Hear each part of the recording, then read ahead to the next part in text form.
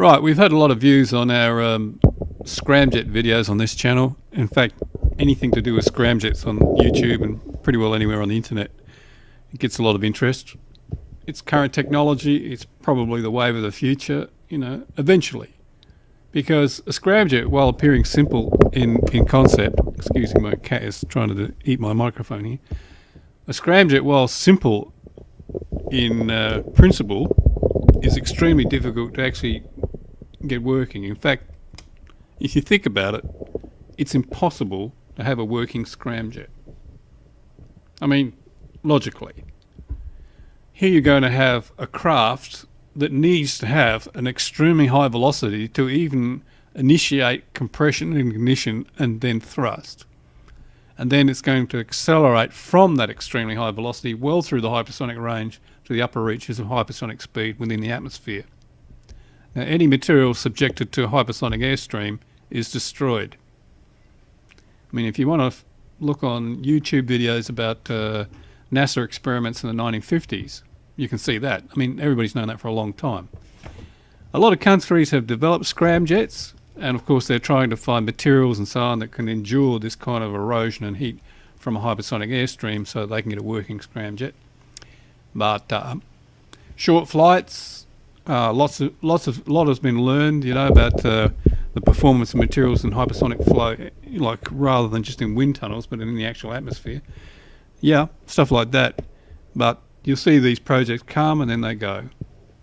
Nobody's really come up with a practical answer to how to develop a running scramjet until the Queensland University came up with a few ideas. Now I've got a lecture from the Queensland University on scramjet technology. I would suggest to you that it's probably a rare video because the Queensland University and the Australian government have gone into partnership with the US government now, and so these projects have become highly classified.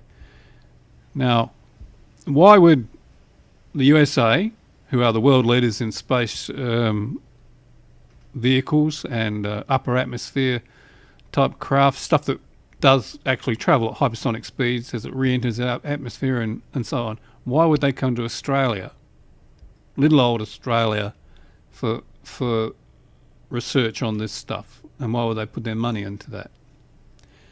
Well, when you think about it, there's two possible ways that a scramjet could practically be used and be useful craft.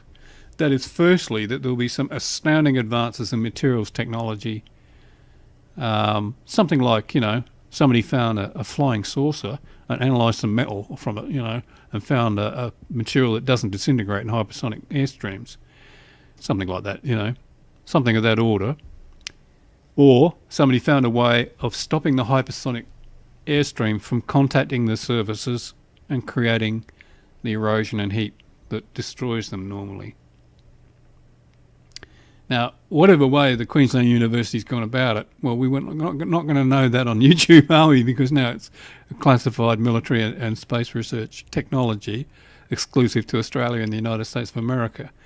But in time, we'll see what clever idea these chaps have come up with to overcome the practical problems of a craft that destroys itself in the very act of achieving what it sets out to do. And, like, I'm sure in the early days of Whittle's jet engine, it was super top secret, and now everybody knows how to make a jet aircraft engine.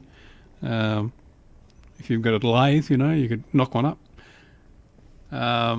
So eventually, I'm sure that the principles that the Queensland University have come up with on how to make a scramjet work will be known, but at the moment it's all super duper top secret. So look, I love seeing the comments on the videos, as people contemplate how it's done. But I would guess, as an educated man, that it's not the material that the engine is made from, nor the flight control surfaces or any part of the craft that are in contact with a hypersonic airstream. It's more to do with flight dynamics.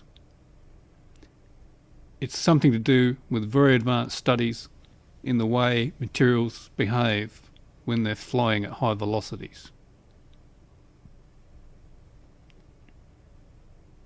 And I think that's a brave new world. I really do.